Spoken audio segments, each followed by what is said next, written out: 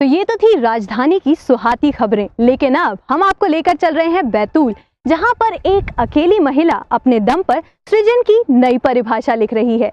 लेकिन हम ये आपको बताएंगे इस ब्रेक के बाद।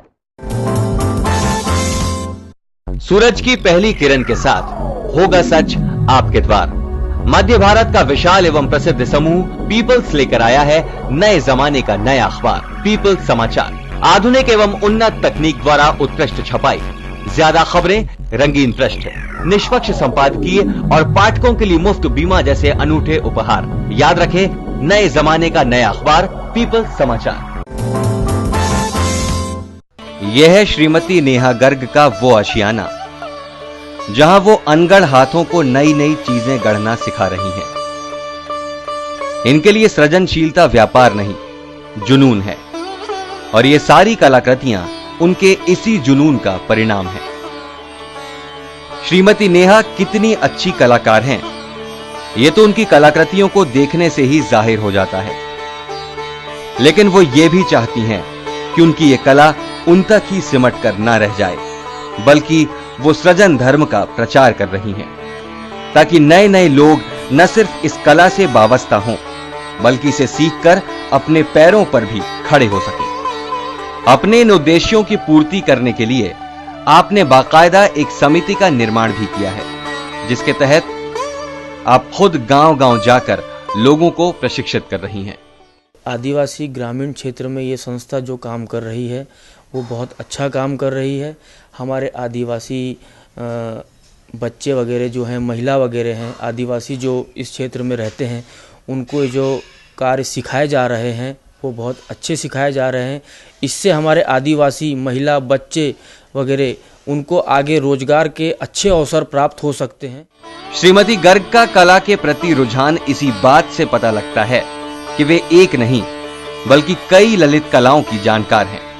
आप ड्राइंग, पेंटिंग और शिल्प कला में तो माहिर हैं ही, इसके अलावा आप वेस्ट मटेरियल के इस्तेमाल से भी नई नई चीजें बनाती हैं और इसका प्रशिक्षण भी देती हैं। पुराने कार्ड्स रहते हैं, उनसे हमने लिफाफे बनाना सीखे, उनसे हमने कार्ड्स बनाना सीखे हैं, और भी बहुत सी ऐसी चीज़ें होती हैं जो हमारे काम नहीं आती हैं, लेकिन उनसे कुछ फ्लावर वासेस बन जाते हैं और भी बहुत सी सारी चीज़ें काम में आने।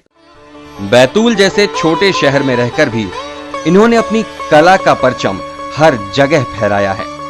आपकी कला प्रदर्शनी न सिर्फ देश के कई शहरों में आयोजित हो चुकी है, बल्कि आपको विदेशों में भी सराहा गया है। हाल में लगाया था, ग्वालियर में लगाया था और दुबई में लगाया था। वहाँ पे भी सब ये पेंटिंग बना करके हम लोग एग्जीबिशन लगाई थी वहाँ पे। कहते हैं ये जरूरी नहीं कि एक उत्कृष्ट कलाकार अच्छा गुरु भी हो, लेकिन ये बात भी यहाँ अपवाद मालूम पड़ती है। श्रीमती गर्ग से प्रशिक्षण प्राप्त करने वाले न सिर्फ सीखने में रुचि ले रहे हैं, बल्कि प्रशिक्षण से पूरी तरह संतुष्ट नजर आते हैं।